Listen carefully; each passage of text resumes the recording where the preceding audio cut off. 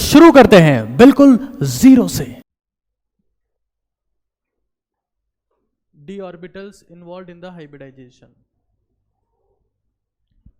D orbitals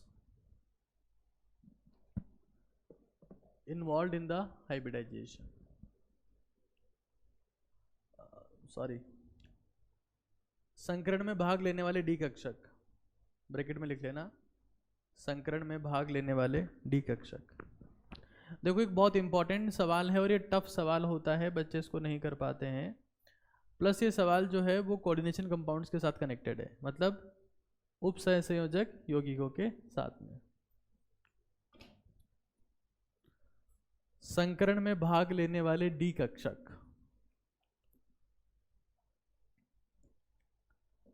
क्या नाम लिखा? संकरण में भाग लेने वाले डी कक्षक। तो एक तरफ तो मैं लिख रहा हूं संकरण,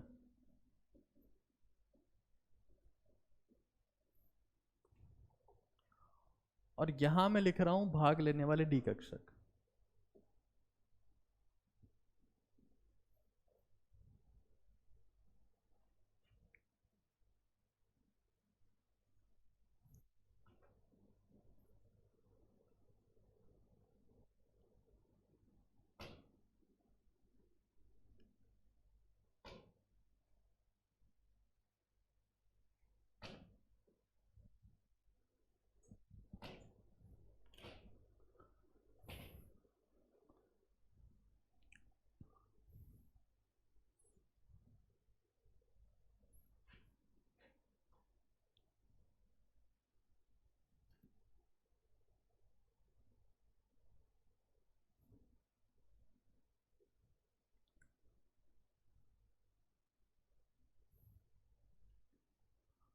ठीक है, एक तरफ तो हमने क्या लिखा? संकरण, और एक तरफ क्या लिखा? ठीक है ना, समझ गए आप लोग? देखो उससे पहले हमको एक कॉन्सेप्ट समझना है जिस पे ऊपर आप फोकस करिएगा, कि जब मैं संकरण की बात करता हूँ, किसकी बात करता हूँ? संकरण की। तो संकरण की बात करते वक्त मैं दो चीज़ें जोड़ता हूँ, एक तो जोड़ता हूँ क्या? सिग्मा बॉन्ड, और एक क्या जोड़ता हूँ? Lone pair. Sigma bond plus एकाकी इलेक्ट्रॉन युग्म, ये जोड़ता हूँ। सिग्मा बॉन्ड बनता है किससे? अक्षीय अतिव्यापन से। किससे बनता है? या एक्सियल ओवरलैपिंग से। ठीक है, अब हमारे पास में डी ऑर्बिटल्स कितने टाइप के होते हैं? दो टाइप के। एक तो कौन से? एक्सियल, दूसरे कौन से? Non axial. देखो डी ऑर्बिटल्स अक्षीय होते हैं, मतलब एक्सियल,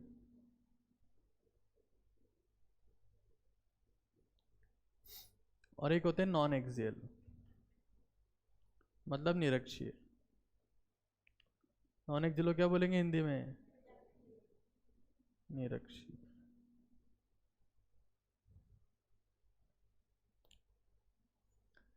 एक्सियल के नाम होते हैं d x square y square और डी जेड स्क्वायर।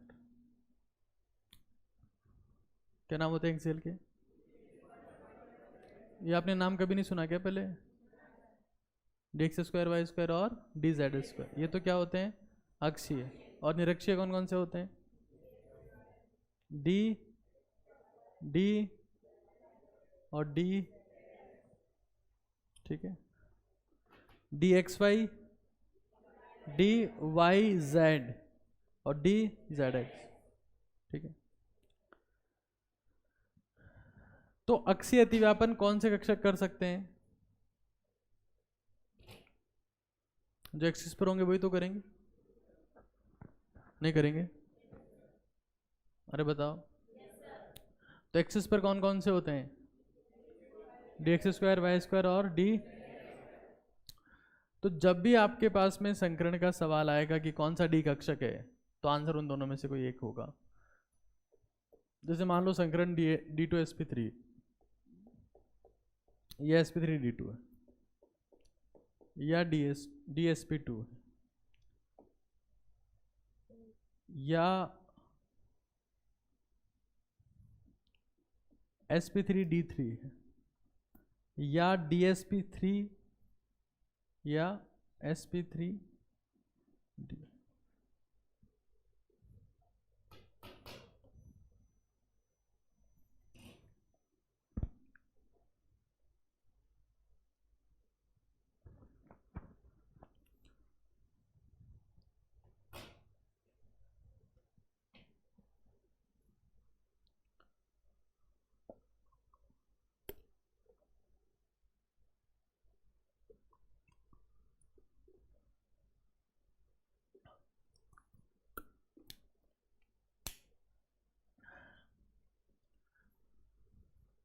कौन से डी कक्षक भाग लेते हैं, ये सवाल है। एक हमने क्या बोला, D2sp3, ठीक है। तो अगर आपके पास में सवाल आ जाए कि D2sp3 आपके पास में संकरण है, कौन से डी कक्षक बताओगे, कौन से बताओगे? dx2y2 और dz2। समझ रहे ना आप लोग? ये थोड़ा एडवांस है, एडवांस चीजें हैं भाई, और ये आप पढ़ोगे उपसह संयोजक यौगिकों में।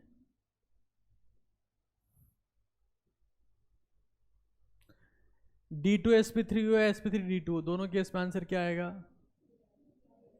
और D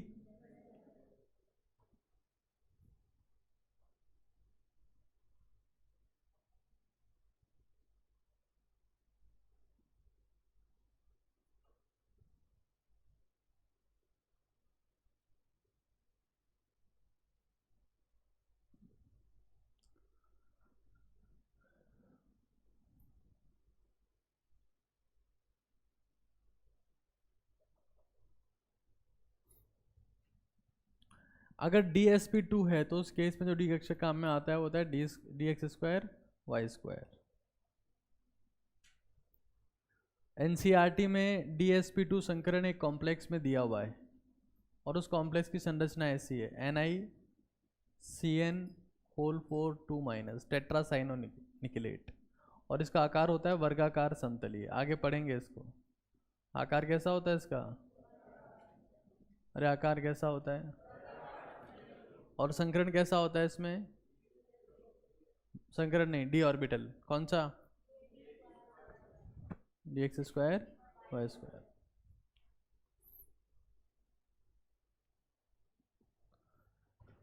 डी कक्षक कितने प्रकार के होते हैं, कौन कौन से?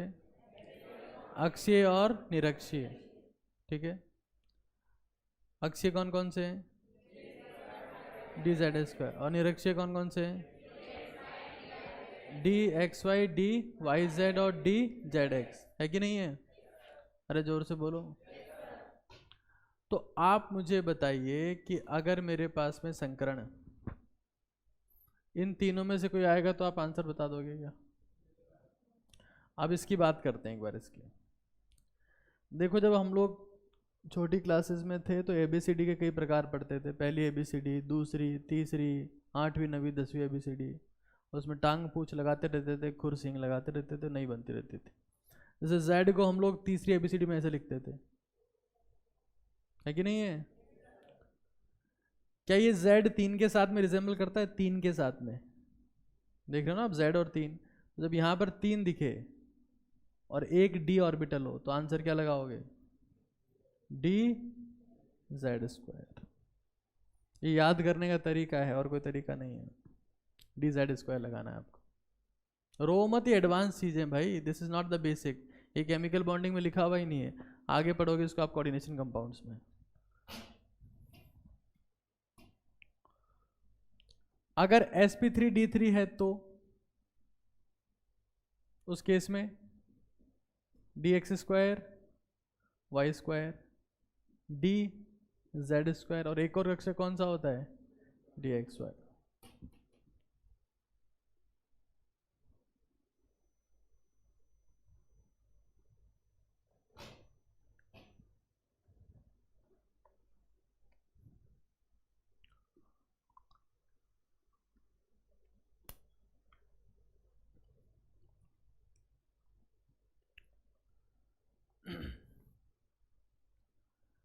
संकरण जो होता है उसमें भाग लेने वाले कक्षकों की बात कर रहे हैं हम लोग।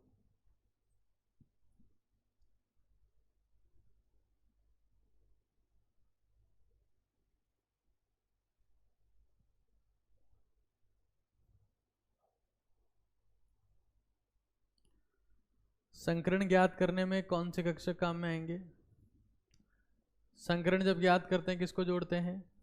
सिग्मा बॉन्ड प्लस, ठीक है। सिग्मा बॉन्ड कौन से अतिव्यापन से बनता है? अक्ष अतिव्यापन के लिए कक्षक कहाँ पर होना चाहिए? अक्ष पर होना चाहिए। कौन कौन से होते हैं अक्ष पर?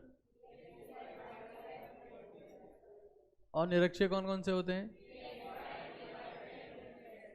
है कि नहीं है? ठीक है, ये नोट डाउन कर लिया सबने?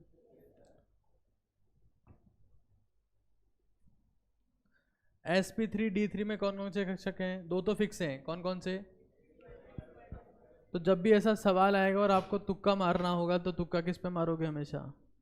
dx² y² और dz² पे, किसी और पे तुक्का नहीं मारना, क्योंकि सबसे ज़्यादा चांसेस उन्हीं के सही होने के होंगे। होंगे कि नहीं होंगे? ठीक, सवाल लिखो एक।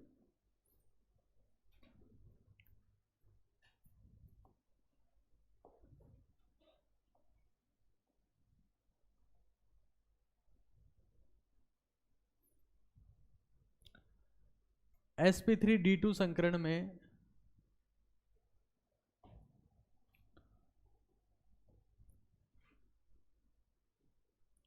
sp3d2 संकरण में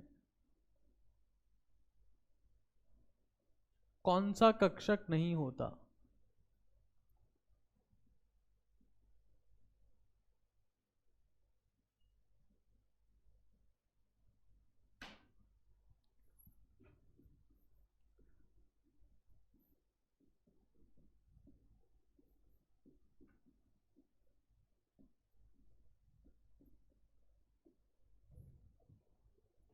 चार ऑप्शन है।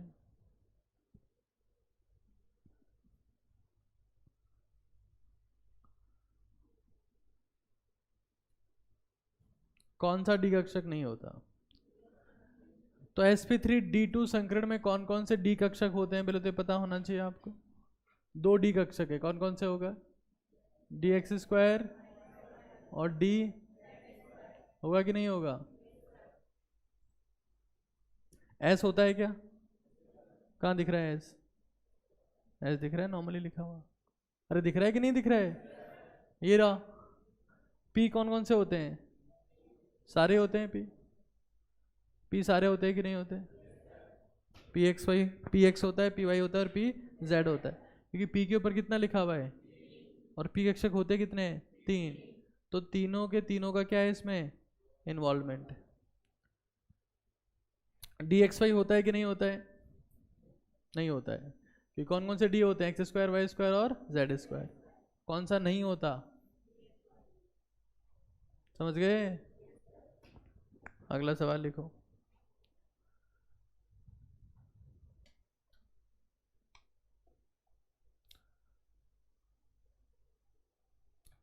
sp3d3 में sp3d3 संकरण में कौन सा कक्षक नहीं होता?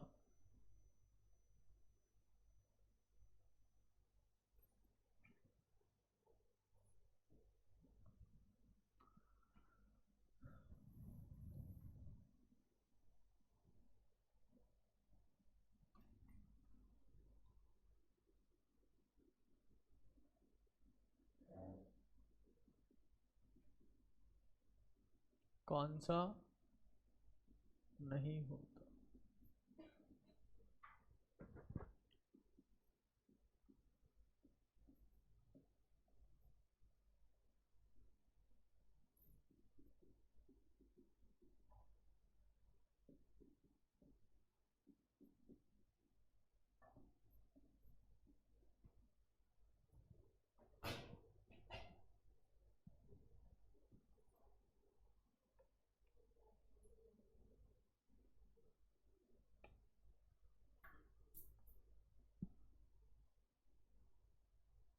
क्या आंसर है?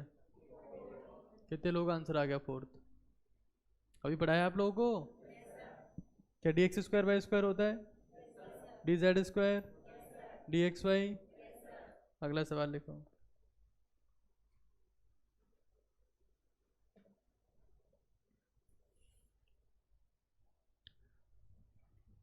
DsP2 संकरण में, DsP2 संकरण में इनमें से कौन सा कक्षक नहीं होता?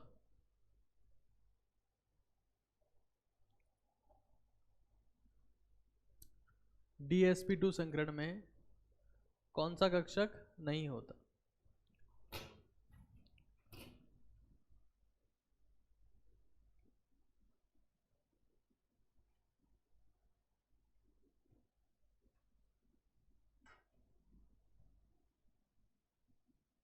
लिखो ऑप्शन।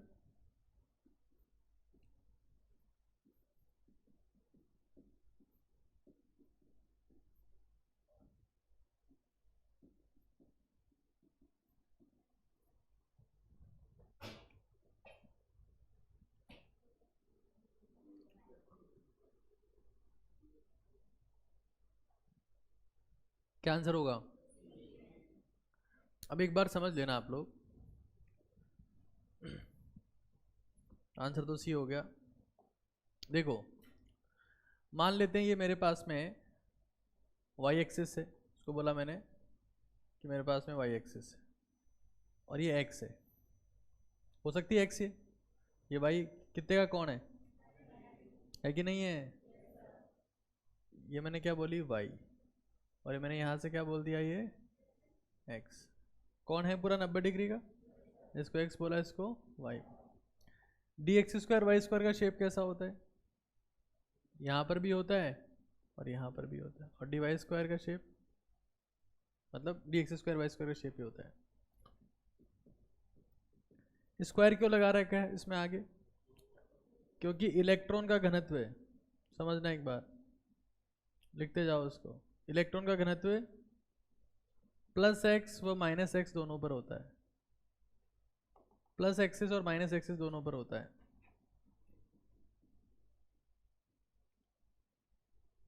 दोनों पर होता है।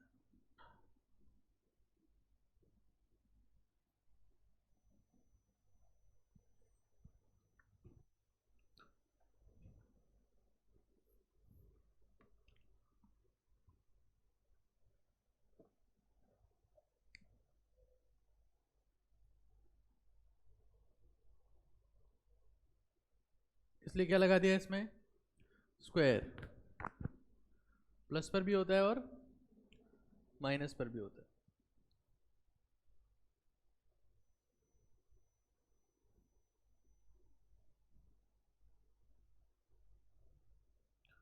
और अगर आप इस शेप को देखते हैं,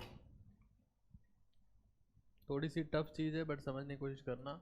इस शेप को अगर आप देखते हैं तो शेप कैसा आ रहा है? वर्गाकार समतलीय। और वर्गाकार समतलीय आकार कौन से संकरण में होता है?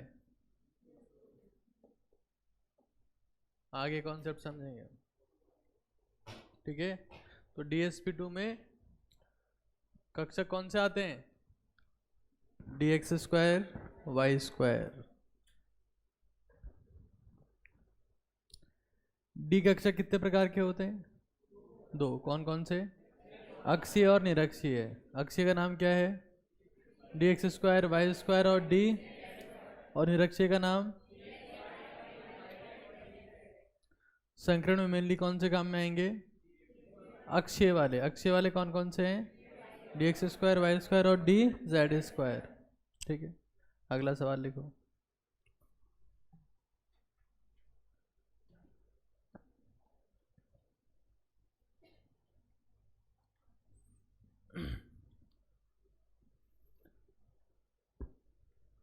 निम्नलिखित में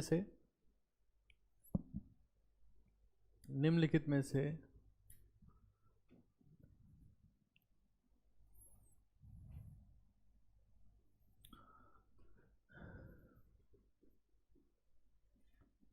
कौन से अणुओं का संकरण एक समान नहीं है।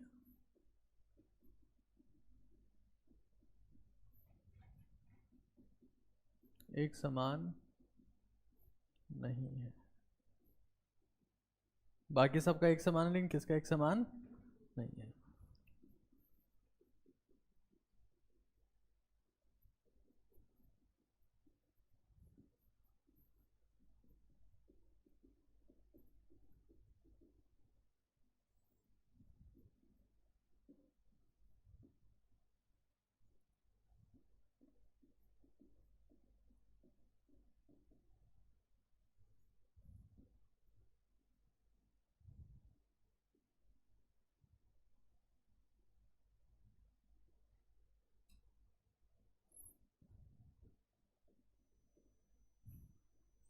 और फोकस कहाँ करना है?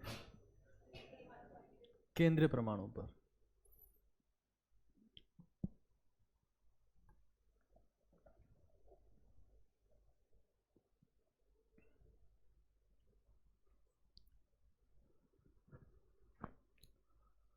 फोकस कहाँ करना है इसमें?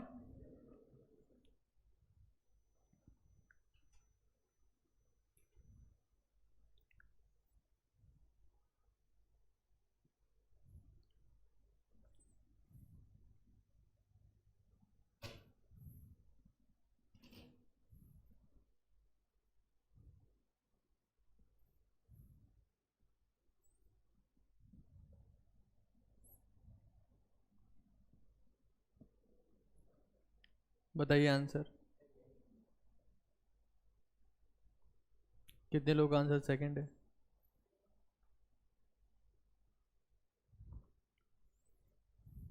बस।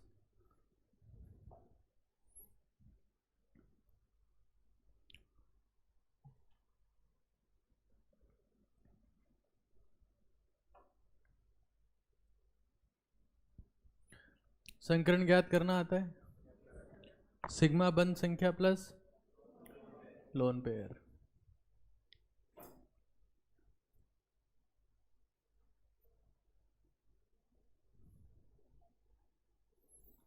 बताओ, जिनोन के बाह्यतम कोश में कितने इलेक्ट्रॉन? बॉन्ड कितने बनाए? 4 तो बॉन्ड बनाए, 4 बच गए। 4 बच गए मतलब कितने लोन पेयर? क्या लिखूं? sp3d2। अरे है कि नहीं है? जिनोन के बाह्यतम कोश में कितने इलेक्ट्रॉन होते हैं? बॉन्ड कितने बनाए? कितने बचे? 4। 4 का मतलब 2 लोन पेयर। सिग्मा बॉन्ड कितने? लोन पेयर कितने? 4 + 2 6 का मतलब, ठीक है ना? 1 S 3 P 4 हो गए और 2 D कितने हो गए? 6। ICl4- नेगेटिव चार्ज कहाँ पर है इसमें? आयोडीन पर। और I- का मतलब क्या होता है? जिनॉन। इसका भी क्या होगा?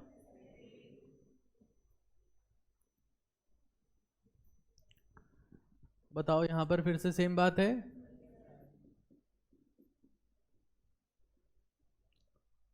SeF4 क्या होता है? Se मतलब क्या होता है? सिलिकन या सेलिनियम? पता है सबको? सेलिनियम कौन सी फैमिली का मेंबर है? Oxygen, sulphur, selenium. होता है कि नहीं होता है? ऑक्सीजन के बाह्यतम कोश में कितने इलेक्ट्रॉन? सेलिनियम में भी कितने होंगे? 4 से क्या बना लिए? 1 क्या बच गया? 4 + 1 5 बोले तो, समझ रहे हो? क्या एक समान है? क्या ये दोनों ही ऑक्सीजन फैमिली के हैं? दोनों का क्या होगा? sp3d और CO2 CH2 तो बिल्कुल नहीं, तो कुछ समझाने की बात ही नहीं है। अरे है क्या? sp और sp। Carbon double bond oxygen, double bond oxygen, और carbon double bond sulphur, double bond sulphur.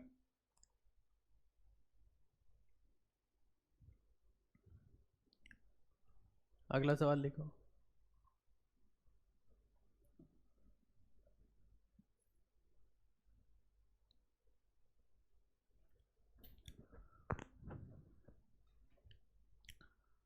कौन से अणुओं का संकरण एक समान है? अभी क्या पूछा था? नहीं है। अभी क्या पूछा है? एक समान है।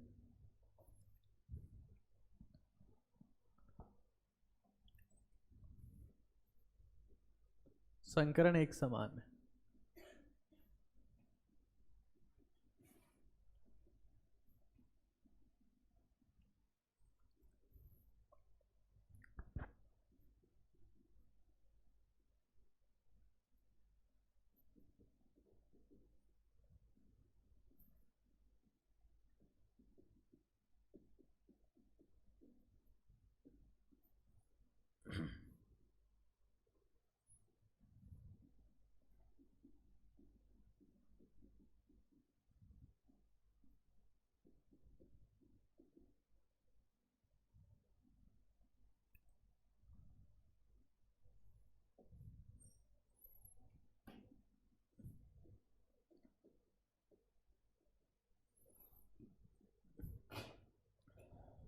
ये सवाल नीट एग्जाम में 1000 बार आ चुके हैं। ऐसे सवाल नीट हो चाहे जेई हो।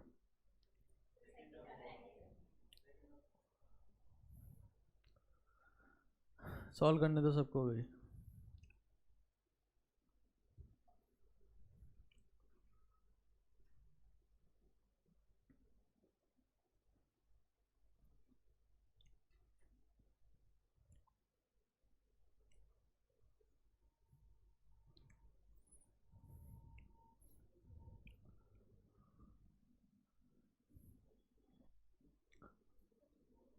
कार्बन के बाह्यतम कोश में कितने इलेक्ट्रॉन? बॉन्ड कितने बने? क्या संकरण आएगा? जिनोन के बाह्यतम कोश में अभी ज्ञात किया था इसका। क्या लिखूं? डी। ये बताओ। PCl6- कहां पर नेगेटिव चार्ज है? फॉस्फोरस पे अगर नेगेटिव चार्ज होता है तो क्या होता है? सल्फर। समझे? फॉस्फोरस पे नेगेटिव हो तो सल्फर होगा, या क्लोरीन पे पॉजिटिव हो तब भी क्या होगा? सल्फर। या एल्यूमिनियम पे क्या हो? नेगेटिव, या सिलिकॉन। समझे? या फॉस्फोरस पे पॉजिटिव। एक ही बात है। एक बात है, ये भी एक बात है।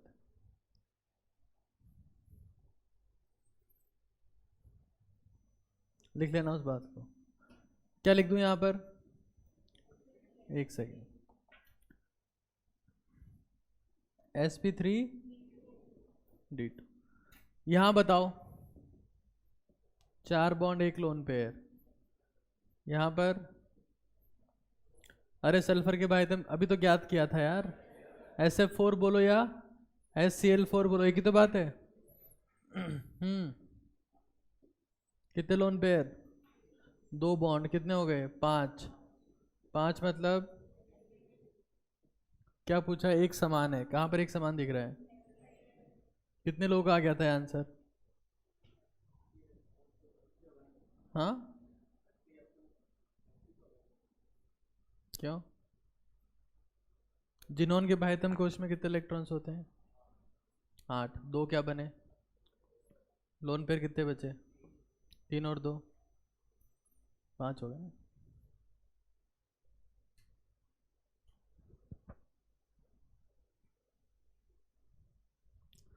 समझ में आ गई क्या बात? ये जेई में ये सवाल बहुत कॉमन है, नीट में भी कॉमन है। आगे लिखो।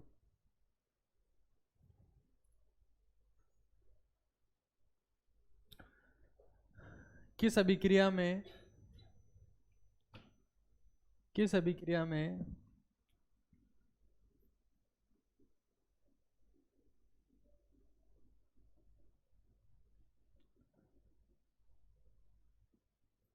संकरण कैसे बदल रहा है?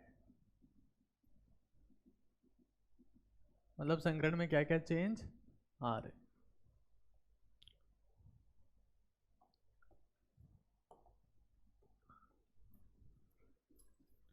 पहला है ठोसीकरण करवा रहे हैं इसका। मतलब सॉलिडिफिकेशन।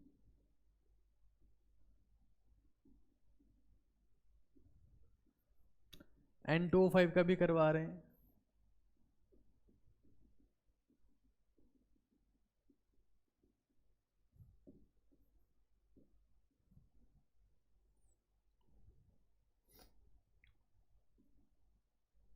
PS3 की रिएक्शन HI से करवा रहे हैं। चलो इसको तो छोड़ो, तो अलग कॉन्सेप्ट है।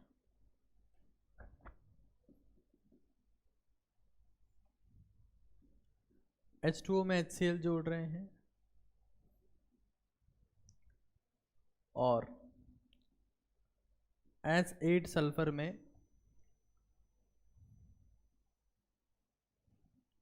फ्लोरीन से इसकी रिएक्शन करवाई है और SF4 बना दिया। रिएक्शन बैलेंस नहीं है वैसे, चलो लिख देता हूँ 8SF4, यहाँ पे S8 है, 32 हो गए तो 16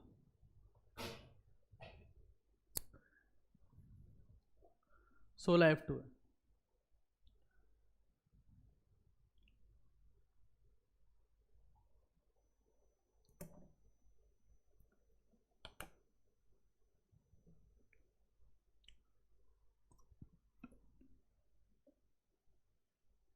बहुत अच्छा सवाल है, प्लस थोड़ा टफ सवाल है, तो आपको दिमाग से, और पूछा हुआ सवाल है।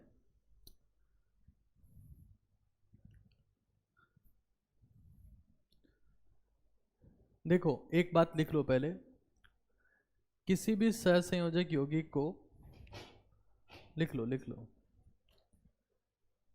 किसी भी सहसंयोजक यौगिक को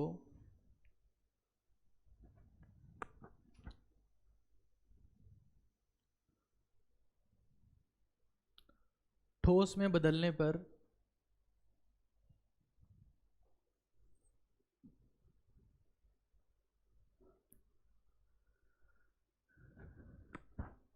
वह आयनिक अवस्था में आ जाता है।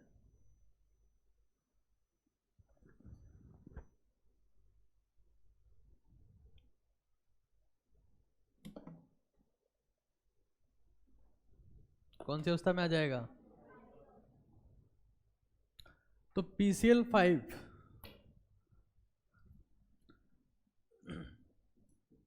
को ठोस में बदलने पर दो चीजें बनती है, एक तो PCl4 प्लस और एक PCl6 माइनस।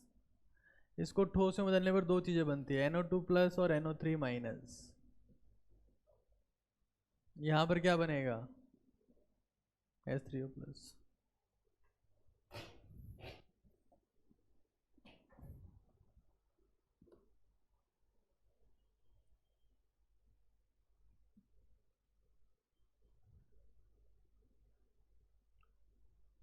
ये याद रखनी है रिएक्शन, ये कैसे हुआ इसके बारे में नहीं पूछना है, याद करना है इसको कि PCl5 को ठोस में बदलेंगे तो क्या बनेगा? PCl4 प्लस और PCl6 माइनस। N2O5 को बदलेंगे तो क्या बनेगा? NO2 प्लस और NO3 माइनस। याद रहे, ये NCERT में लिखे हुए, मैं नहीं लिखवा रहा हूँ, P ब्लॉक में लिखा हुआ है सब। ये कहाँ लिखा हुआ है? P ब्लॉक NCERT में, मेरे मन से लिखवाए नहीं है। ये दोनों ही नाइट्रोजन फैमिली में लिखे हुए हैं, नाइट्रोजन फैमिली में, और पूछे हुए सवाल हैं, PYQ है। N2O5 JEE का PYQ है, JEE एडवांस का, और ये नीट का है।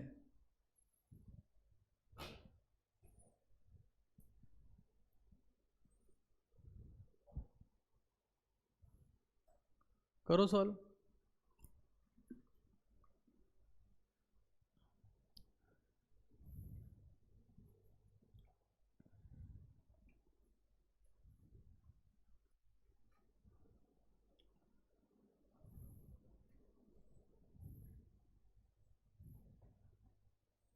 फॉस्फोरस के ऊपर पॉजिटिव चार्ज आया तो क्या बन गया?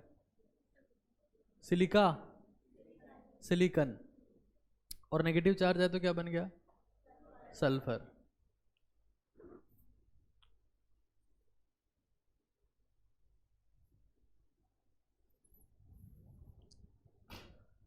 PCl5 में क्या था वो ये बताओ आप मुझे।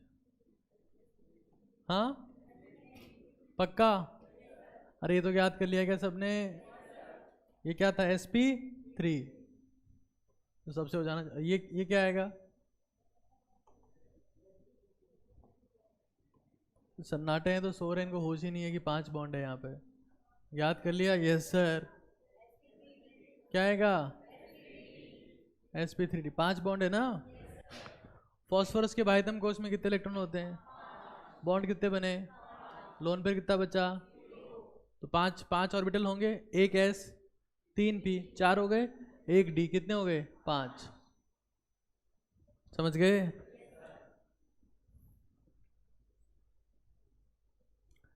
pCr4+ का कितना आएगा?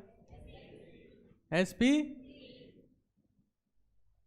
और इसका sp3d2 आएगा ना यार। अरे 6 बॉन्ड बन रहे सन्नाटों, 6 को जोड़ो एक बार, एक s 3 p, कितने हो गए? 4, और 2 d, कितने हो गए? 6। हद कर रहे हो तुम तो यार। PCl6- नेगेटिव चार्ज कहाँ? फॉस्फोरस पर। पहले इलेक्ट्रॉन कितने थे? 5, अब कितने हो गए? 6। ठीक है, आगे करो।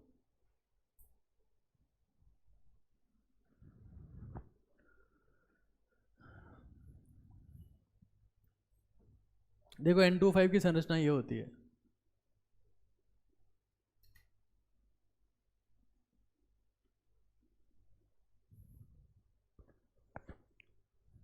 ये N25 है।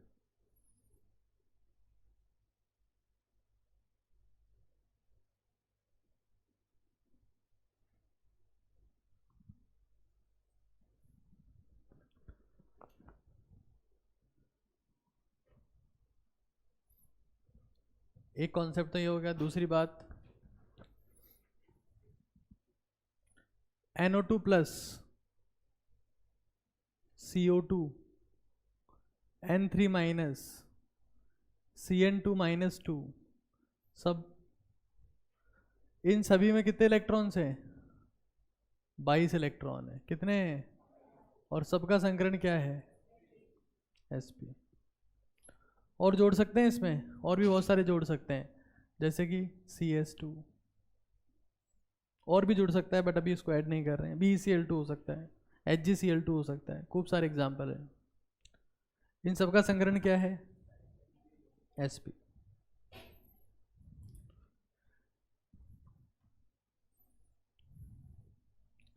जबकि NO3-, CO3-2-, HNO3, H2CO3, इन सबका संकरण क्या है? इलेक्ट्रॉन कितने हैं इसमें? 32, और संकरण क्या है? sp2।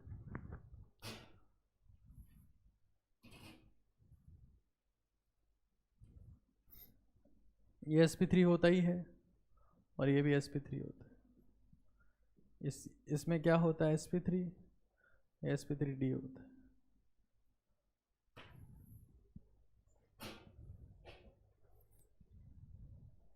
अभी कैसे हुआ, क्या हुआ, इसको ऑब्जर्व करो एक बार, फिर अपन आगे चलते हैं।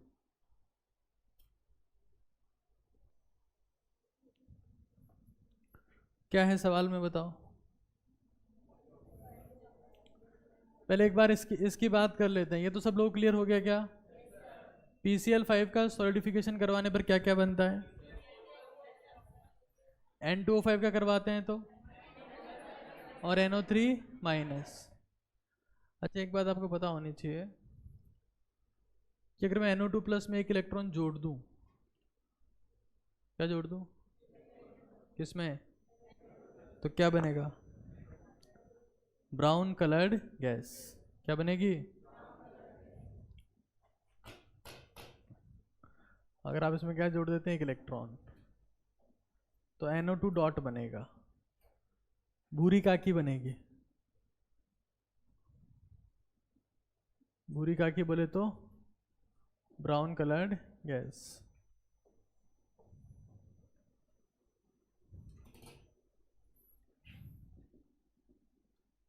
वाटर में तो बताइए सिंपली, इसमें क्या थे हमारे पास में? 2 तो सिग्मा बॉन्ड, और 2 क्या थे? Lone pair.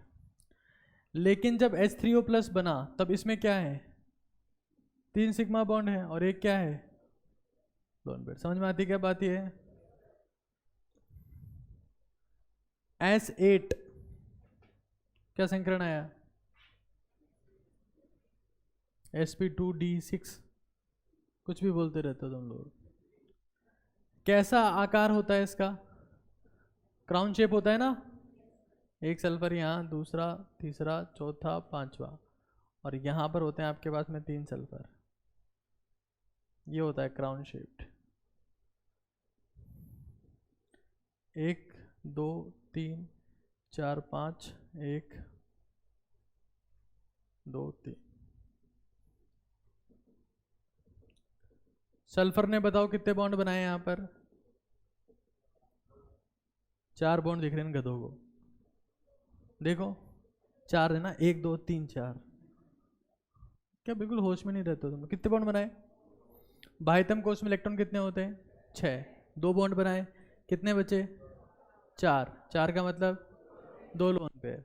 तो हर एक के पास में कितने सिग्मा बॉन्ड है, 2, 2 तो क्या है सिग्मा बॉन्ड, और 2 क्या है, तो 2 + 2 कितना आ जाएगा, 4, 4 का मतलब, तो यहां पर सल्फर sp3 था। अरे ये सब चीजें कहाँ लिखी हुई है, पी ब्लॉक में लिखी हुई है, ऑक्सीजन फैमिली में, बट आपको बता रहे केमिकल बॉन्डिंग में। एसिड का शेप कैसा होता है, क्राउन, मुकुट आकार होता है ना, और हर एक सल्फर का संकरण क्या है उसमें, sp3। क्यों, 2 तो क्या है सिग्मा बॉन्ड, 2 क्या है लोन पेयर।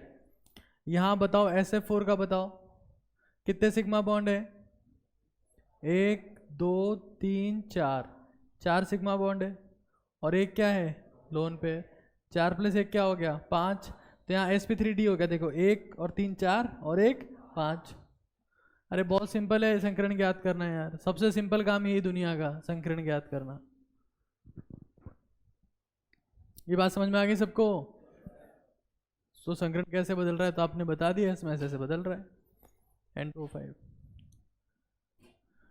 अच्छा N2O5 क्या होता है, एक और बात बताता हूँ आपको। N2O5 जो है ना वो HNO3 का एनहाइड्राइड है, HNO3 का एनहाइड्राइड। मतलब क्या होता है एनहाइड्राइड का मतलब, जल का अणु बाहर निकालने पर बनने वाला अणु क्या कहलाता है, एनहाइड्राइड। तो HNO3 में से अगर आप वाटर बाहर निकालोगे तो क्या बनेगा, बालक तुम कुछ भी बोलते रहते हो, पता है तुम्हारा कोई फोकस नहीं है क्लास में, सिर्फ देखते सामने हो बोलते कुछ और ही हो। क्या बनता है HNO3 का एनहाइड्राइड, मतलब इसको हीट करोगे तो क्या बनेगा आपके पास, N2O5 एनहाइड्राइड। समझ गए, ये बात समझ में आ गई? ऐसे ही देखो और बताता हूं आपको, S3PO4 को हीट करो, किसको हीट करो, तो क्या बनता है P2O5। HNO3 को हीट करो तो क्या बनता है N2O5। H2SO4 को हीट करो क्या बनता है SO3। H2CO3 को हीट करो तो क्या बनती है CO2। ये सब नोट कर लेना आप लोग साथ में।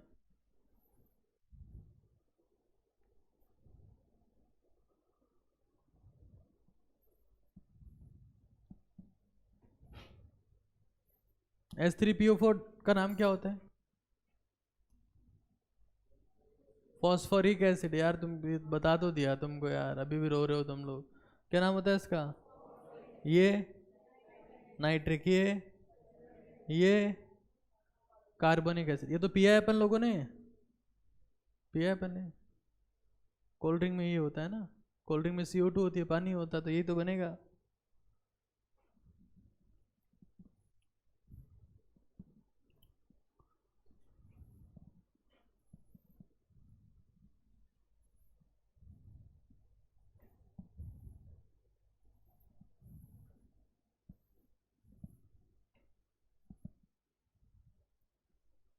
लाओ,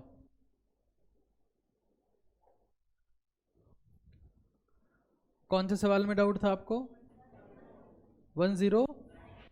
बहुत बढ़िया, अच्छा सवाल है। देखो एक बार, सवाल ये है कि किस संकरण में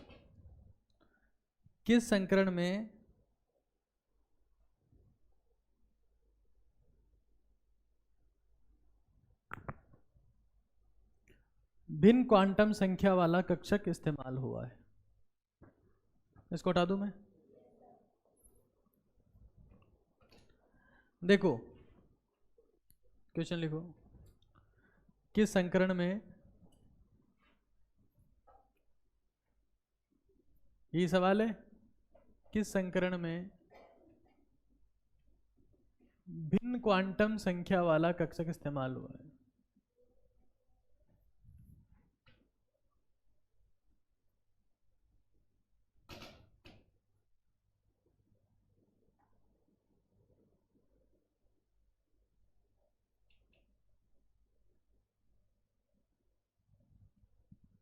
ठीक है,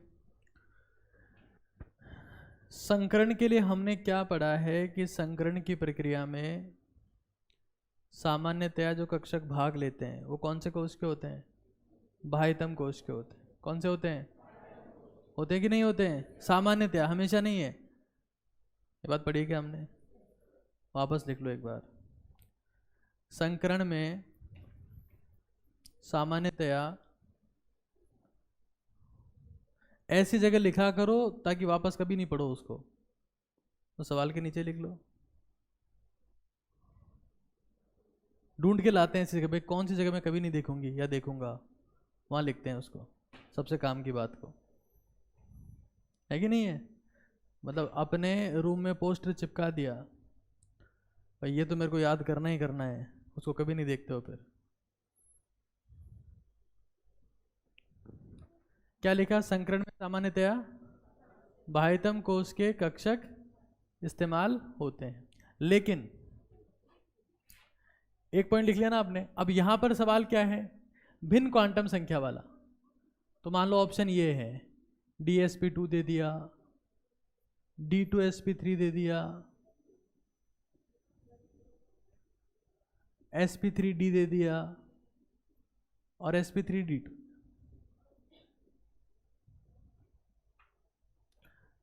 मैंने पढ़ाया है आप लोगों को ये। देखो बाह्यतम जो कोश होता है उसमें सबसे पहले S होता है, फिर कौन होता है? P, फिर P, फिर P, फिर कौन होते हैं? D, D, D, D 5 बार, फिर आगे F, F, F, F। तो सबसे पहले आप S को लिखोगे, फिर आप किसको लिखोगे? P को, फिर किसको लिखोगे? D को, फिर किसको लिखोगे? F को। लेकिन अगर आपने D को पहले लिख दिया तो D अंदर वाले कोश का है। मान लेते हैं कि यहां पर फॉर एग्जाम्पल ये S है, ये बोल देते हैं 4S है, 4S है, ये क्या है? 4P। अब D अगर यहीं लिखा हुआ है तो D भी कौन सा है? 4D है। ठीक है, आगे लिखा हुआ है इसी सीक्वेंस में। सुन लो पहले एक बार, 3D कर रहे हो गधों की तरह। ठीक है, अब मान लो यहां पर है, अब फॉर एग्जाम्पल ये बोला ये 4S है, ये क्या बोला? 4P है, लेकिन D को पहले ही लिख दिया तो D जो है 4 नहीं है, D क्या है? 3D है। तो इसकी क्वांटम संख्या तो क्या होगी? मुख्य क्वांटम संख्या N। N इसकी कितनी है? 4। इसकी कितनी है? 4। इसकी कितनी है? 3। अलग होगी ना उससे। इसकी मुख्य क्वांटम संख्या 4 4 4। यहां बोल देते हैं कि ये 4S है, इसको बोल दिया कि ये 4P है, इसको बोल दिया 4D है, आगे चलते जा रहा है बिल्कुल। तो क्या मुख्य क्वांटम संख्या एक समान है? लेकिन यहां पर अगर बोला कि ये 4S है और ये 4P है, तो ये जो अंदर है ये कौन होगा? N-1D होगा, मतलब 3D होगा। तो क्या इनकी मुख्य क्वांटम संख्या एक समान है क्या? तो सवाल क्या पूछा है? भिन्न क्वांटम संख्या वाला। तो आंसर क्या हो जाएगा? ए और बी। आपके हिसाब से उसका आंसर क्या हो जाएगा? हाँ, सी हो जाएगा। सिंपल सवाल है बिल्कुल, कुछ नहीं है उसमें। आगे बताओ, पूछ लो पूछ, अरे बाकी और लोगों को डाउट होगा। और बताओ, हो गए सारे बाकी? यार खतरनाक खिलाड़ी तुम तो। दिमाग तो बहुत भारी है तुम्हारे में।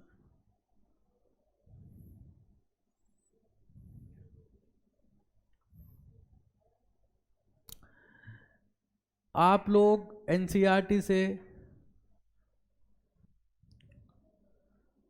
नाइट्रोजन फैमिली के ऑक्साइड लिखे हुए उसमें एक एक टेबल बनी हुई है, वो टेबल आप सब लोगों को लिख के लानी है, बना के लानी है। लिख लो एक बार होमवर्क। नाइट्रोजन परिवार के, उसमें नाइट्रोजन के ऑक्साइड्स ही हैं।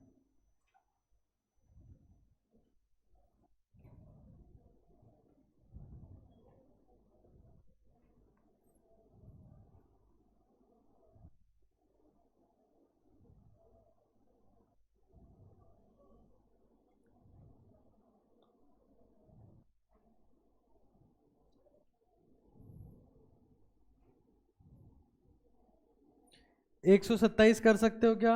127। XCF4 का ज्योमेट्री देखो, ज्योमेट्री हमने नहीं पढ़ी अभी, हमने क्या पढ़ा? सिर्फ संकरण, सिर्फ संकरण पढ़ा है। तो संकरण के हिसाब से XCF4 का संकरण तो बता ही सकते हो यार। अरे इतनी बार रटवा दिया है तो क्या होगा? sp3d2। और आकृति कैसी होती है इसकी? वर्गाकार समतलीय, वर्गाकार समतलीय, square planar. Square planar, square मतलब वर्गाकार और प्लेनर मतलब समतलीय।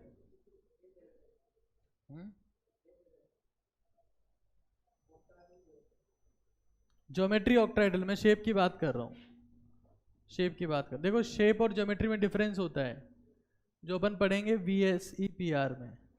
ज्योमेट्री जो होती है ना, ध्यान से सुन लो एक बार, ये सवाल पूछा हुआ है नीट में एक बार। एक तो होती है ज्यामिति, क्या होती है? और एक होता है आकार। तो ज्यामिति में लोन पेयर बॉन्ड पेयर दोनों काउंट होते हैं, आकार में सिर्फ बॉन्ड पेयर काउंट होता है। अभी सिर्फ बॉन्ड पेयर काउंट करके लिख दिया मैंने, वर्गाकार समतलीय। ठीक है, शेप की बात कर रहा हूं मैं।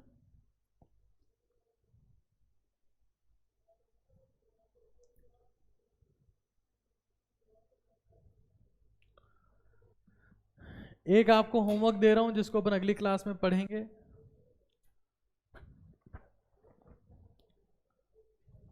दो तीन देता हूं होमवर्क।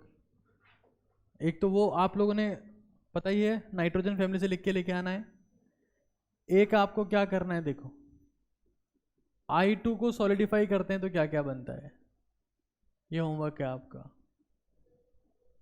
और ये XCF6 का सॉलिडिफिकेशन, ये तो एनसीईआरटी में लिखा हुआ है, ये तो एनसीईआरटी में लिखा हुआ भाई। और ये सवाल पूछा हुआ है नीट में, ये नीट का और जेई दोनों का सवाल है कि PBr5 का सॉलिडिफिकेशन करते हैं तो क्या बनता है, कौन सा फिकेशन। और बाकी PCl5 का आपको पता ही है, अरे पता है कि नहीं पता है? N2O5 का आपको बता ही दिया मैंने। ये तीन आप लोगों के होमवर्क है, ठीक है। और एक आप लोग इसके बारे में पढ़ के आओगे, ड्रैगोज रूल। ड्रैगो का नियम है, हालांकि एनसीईआरटी में नहीं है, नाम नहीं लिखा हुआ, लेकिन इसका एप्लीकेशन एनसीईआरटी में है। ड्रैगो का नियम, ये सबको कॉपी में लिख के लेके आना है। थोड़ा बहुत इसके बारे में पढ़ के आना, और ये पढ़ के आना ठोसीकरण करने पर क्या क्या बनता है, ये अपने कल का डिस्कशन होगा। और फिर अपन आगे स्टार्ट करेंगे VSEPR। क्या पढ़ेंगे?